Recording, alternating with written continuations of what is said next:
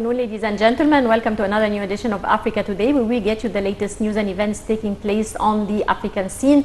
And we will start off with our major top stories and reports. Dear viewers, we start with our special reports. African Investment Promotion Agency's IPA's forum kicked off in Egypt's Sharm el-Sheikh, having a slogan, Growth for Integration. The forum is the first of its kind and is taking place on June 11 to 14 with the participation of ministers and chairpersons of investment promotion authorities at 34 African countries. We have more details in this report. Prime Minister Mustafa Madbouli inaugurated IPA's Africa Forum 1, organized by General Authority for Investment and Free Zones. Africa IPA's forum kicked off in Egypt, Sharm el-Sheikh, having a slogan, Growth for Integration. The forum is the first of its kind and is taking place on June 11th to 14th with participation of ministers and chairpersons of investment promotion authorities at 34 African countries. The Prime Minister said the world faces 4 challenges at least. One is COVID-19 and shortage in vaccine supply, particularly to developing countries. Second is limited supply because of pandemic and decline in maritime shipping. Third is rising inflation rates globally coupled with increasing unemployment rates. Fourth is trade conflicts creating a climate of uncertainty and jeopardizing the geopolitical order. Prime Minister Madbouli noted that Africa's share in the world's GDP is very low, contributing by just 2%, worth $2.6 trillion, urging the necessity of expanding and manufacturing of more complex goods. CEO of General Authority for Investment and Free Zones, Mohammed Abdel Wahab, points out that Africa's real GDP is projected to grow by 3.4% in 2021. The Gafi CEO said studies show that ICT and healthcare are among the top economic sectors that should be prioritized when working on boosting investment in Africa. He added that Africa should also prioritize enhancing infrastructure and bolstering fruitful public-private partnerships. It is crucial to formulate precise mechanisms of cooperation among African countries. For her part, EU Commissioner for Infrastructure and Energy Amani Abu Zaid highlighted that investors have the opportunity to fulfill needs mandated by digitalization, urbanization and regional integration, saying that the gap in infrastructure is huge.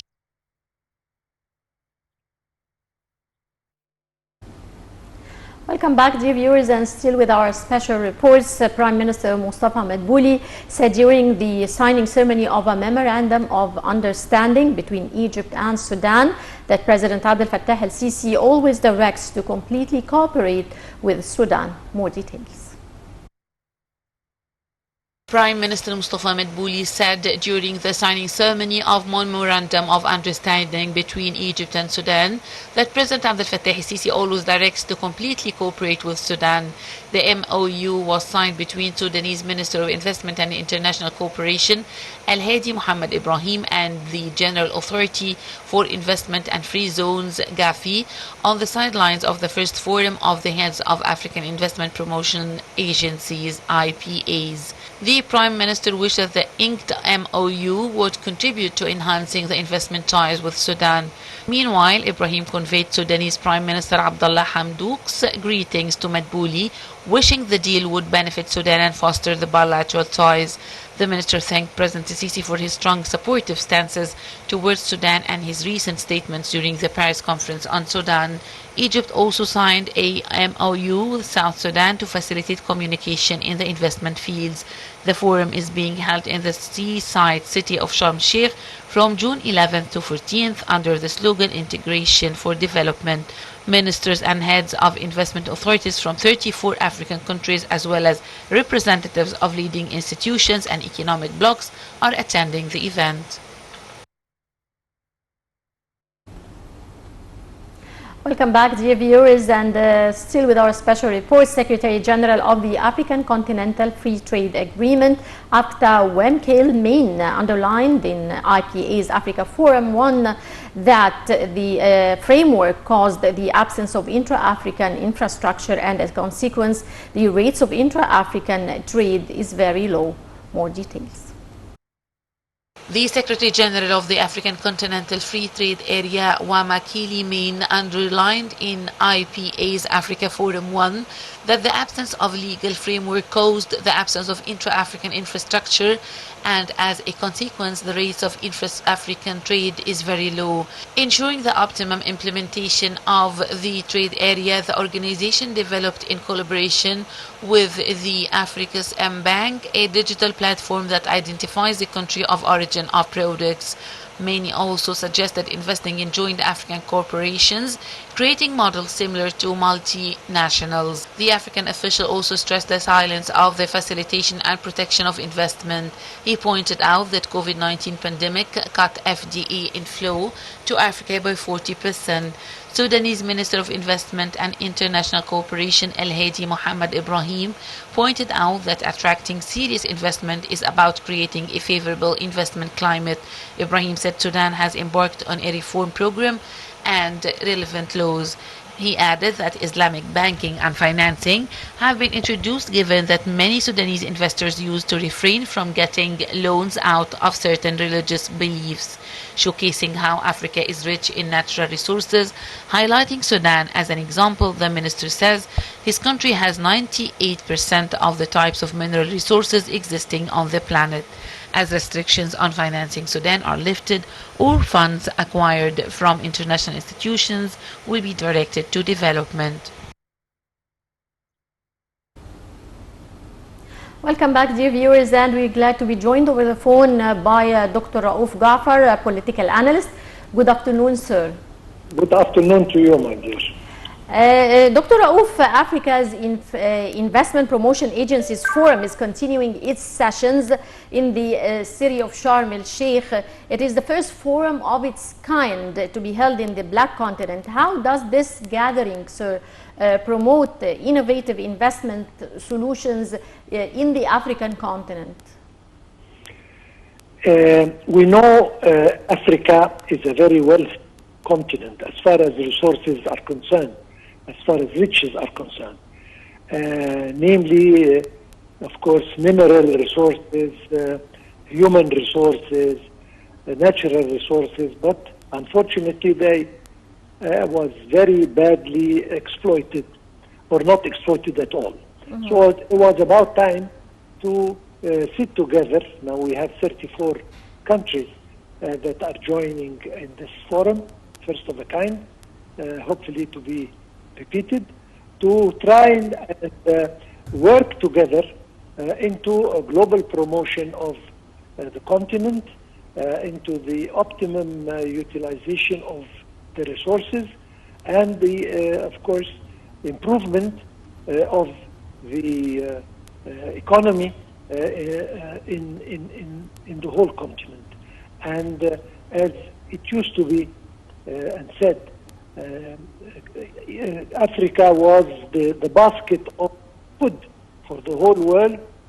Now we're trying to make it the factory that produces all the products needed for the world. So the ministers, and not the ministers, but at least the people responsible for the investments in their countries are sitting together discussing the best ways to integrate so that we make use of each other, we exchange expertise, and we, as I said, promote and improve the economic situation in Africa globally. Right. Well, Dr. Raouf, Prime Minister Mustafa Madbouli reiterated that Africa has unlimited potential of turning into a global hub for industrialization. Now, what has been hampering African states from tapping its massive resources?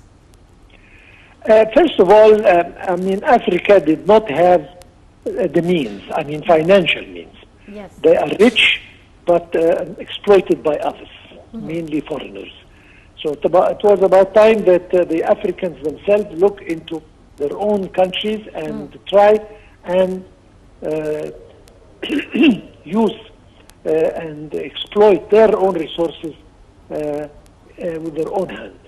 And this is exactly what is happening. We have a huge human resource. Most of them are young people, so we only need to educate them well, to train them well, so they can serve the country best. We have natural resources, as I said, that were not, and of course mineral resources that have not been exploited or exploited for the account of others. It was about time that we put our hands together to exploit all these resources to our own benefit.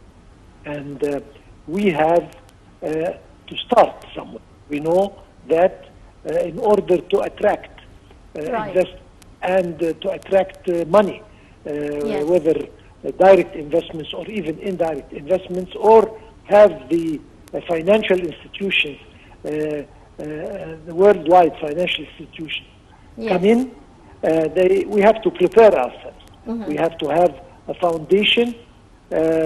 We have to have infrastructure, and this is exactly what has been discussed and what is on the way.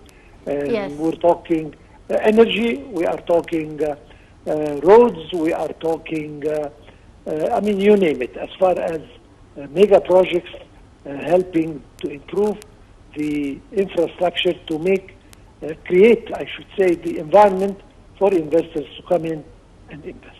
Yes, sir, when it comes to internal trade disputes among African states, what are the major points of contention when it comes to opening borders among African states and offering facilities to imports and exports of goods? I mean, integration by definition means that we complement each other. I mean, the country that has the resources is there. The other country who has a human resource can help. The country that has experience in a certain field can help the others who does not. So I mean, we put our hands together and we try and help each and everyone in his own specialty, in his own domain. And this is the only way it can work. We encourage inter-country investments. We encourage the domiciliation of different industries that can be started in different countries. We facilitate the movement of goods and people by signing free trade and free passage accord, by signing maritime accords to facilitate the maritime transport. We heard about increasing and concentrating on the aerial transportation again to bring people nearer to each other. I mean, these are all things that, when implemented, will change the face of Africa. That is exactly what they are sitting in Sharm el-Sheikh to agree on. And we have seen the beginning. I mean, we have signed an agreement with Sudan, and we have signed another agreement with the south of Sudan, and many, many more will come. I understand more than 200 agreements and understandings and memorandums were signed between different parties. Yes. I mean, private and public sector, and this is a very an excellent beginning, and I'm sure that this forum will be followed by more and more forums in the same direction, and again, we should see very positive results on the African country. Right. Well, I would like to thank you very much, Dr. Raouf Ghafer, our political analyst. Many thanks for your insight, and dear viewers, that brings us to the end of this edition of Africa Today. Many thanks for watching, and stay tuned for more coming up here on Nile TV International.